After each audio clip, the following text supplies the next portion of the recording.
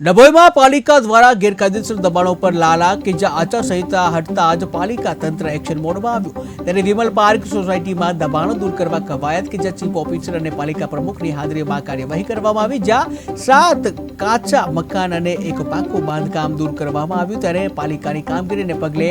દબાણકારોમાં ફફડાટ વ્યાપી જવા પામ્યો। આજ રોજ ડભોઈ નગરપાલિકા દ્વારા નગરપાલિકા વિસ્તારમાં આવેલી વિમલ સોસાયટી દ્વારા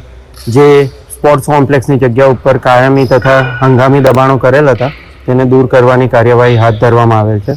જે અંતર્ગત લગભગ 8 થી 10 ઘરો કે જેમણે લગભગ 100 થી 200 સ્ક્વેર ફૂટ જેટલી જગ્યા એક્વાયર કરી હતી જેને ખુલ્લી કરવાની કામગીરી કરેલ છે। આ જે આંકડો કીધો 100 થી 200 સ્ક્વેર ફૂટ તેની અંતર્ગત એક ઘરે લગભગ આટલી જગ્યા એક્વાયર કરી હતી એટલે લગભગ 2000 થી 10000 જેટલી જગ્યા દરેક ઘરની થતી હતી।